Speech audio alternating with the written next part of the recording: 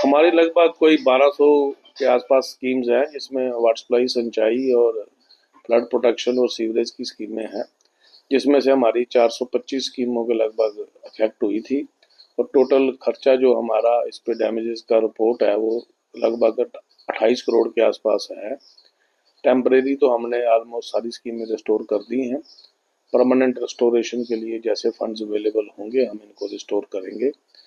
और अभी तक तो ऐसा कोई डिस्ट्रिक्ट में हमें कोई इस तरह की किसी किस्म की कोई परेशानी नहीं आई है कि जहाँ पानी की कोई किल्लत हुई हो।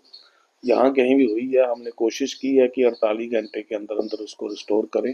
जैसे गवर्नमेंट की डायरेक्शंस हैं, हमने छुट्टियाँ कैंसिल कर दी हैं पूरे विभाग की। रात दिन 24/7 हमारे स्टाफ वाले फील्ड कर्मी जितने भी हैं वो काम कर रहे हैं, और वो बधाई के पात्र भी हैं कि उन्होंने पूरे डिस्ट्रिक्ट में कोई सप्लाई को अपने, स्पेशली जो वाटर सप्लाई की स्कीमें हैं उनको किसी किस्म का कोई अपने नुकसान की भरपाई जो है वो साथ साथ ही करते गए हैं। उनको स्कीमों को रिस्टोर करते गए हैं, चाहे वो टेम्परेरी रिस्टोर क्यों ना हुई हो, लेकिन किसी भी एरिया में पानी की किल्लत नहीं आने दी है।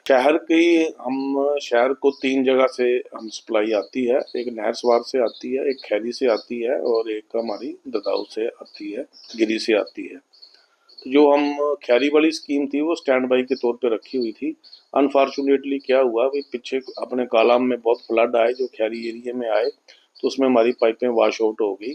उन पाइपों को वो, उसका डाया बड़ा था तो उसकी पाइप की अवेलेबिलिटी थी नहीं हमारे पास। अभी हमने फील्ड स्टाफ लगाया, उनको पाइपों को ट्रेस करके हम उसको रिस्टोर करेंगे। जो हमारी मेन स्कीम थी जो हमारी गिरी से आती थी, वो भी पिछले दिनों में वो कहीं से टूट गई। इस वजह से 2 दिन नहान में पानी की किल्लत आई है, लेकिन लोगों के पास स्टोरेज कैपेसिटी होती है तो इतनी किल्लत नहीं आई। हमने रात दिन लगा के उस स्कीम को रिस्टोर कर दिया। अब वो स्कीम नॉर्मली चली हुई है। जो खैरी की स्कीम है उसके लिए हमारा फील्ड स्टाफ पाइपों को ट्रेस कर रहा है। जैसे ही थोड़ा पानी कम हो जाता है हम पाइपों को अग्रेसिवली ढूंढेंगे कहाँ गई हैं वो, और उनको वहां से निकलवा के हम इसको रिस्टोर करवाएंगे। बिल्कुल, हम इसमें बरसात के रेनी सीजन में हमारी डायरेक्शंस हैं कि सुपर क्लोरीनेशन की जाए। जो हम नॉर्मल मात्रा में क्लोरीनेशन करते हैं उससे एक्स्ट्रा क्लोरीनेशन की जाए, पर वो भी ज़्यादा क्लोरीनेशन से भी कई दफ़ा सेहत को नुकसान होता है।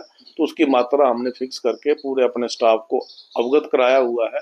इसके लिए हमने स्पेशल एक सेशन रखा था।